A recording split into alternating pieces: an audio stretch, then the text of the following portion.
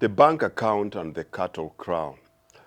We've been taught to trust in the future of numbers, in the safety of abstraction. We've been taught that wealth lives here in the digital ether, in the bank account. The bank account is efficient, it is private, it is individual, it is value, and its value is determined by markets thousands of miles away. It is the perfect container for money earned from the salary, abstract value for abstract labor. And the bank account is secure, they tell us. But I ask you, secure for whom?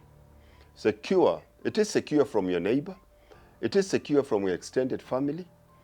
It is designed to encourage an individualistic prosperity gospel, where my success is calculated entirely without reference to my brother's survival.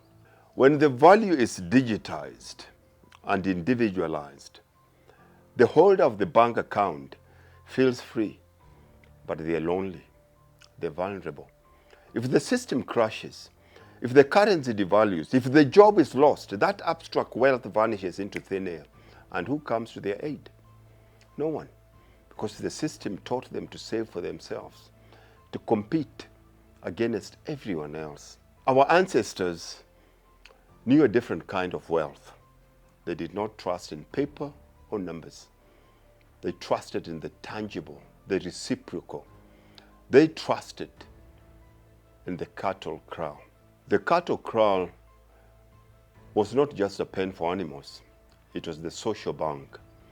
Wealth was measured in livestock, in land, in stored grain, and in the strength of your lineage.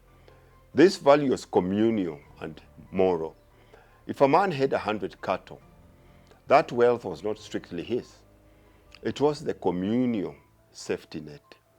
It was used for lobola, for compensating injury, for feasting the village, for feeding the poor.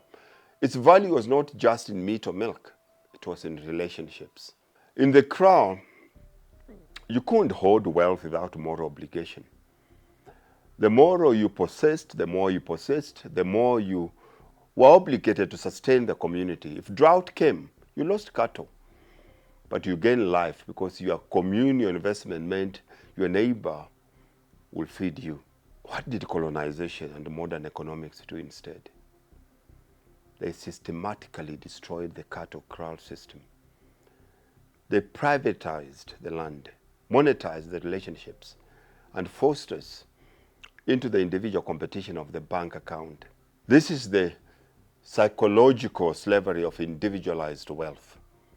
We are taught that true success is having a large bank account balance, even if our streets are filled with starving relatives and collapsing social support systems.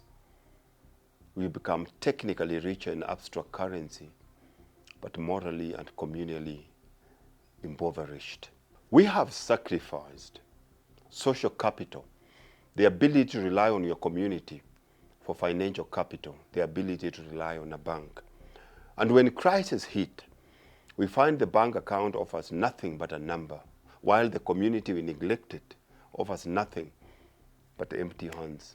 I say to you today, true prosperity is the fusion of financial security with unshakable social capital. Stop fearing the moral obligation of wealth. Start investing your education and your ingenuity into community wealth creation. We must build businesses and financial systems that prioritize reciprocity over private accumulation. Reclaim the communal spirit. Demand that our prosperity is measured not by how much we have, but how much we can sustain. Let us rebuild the kraal, not just with wood, but with the unbreakable bonds of economic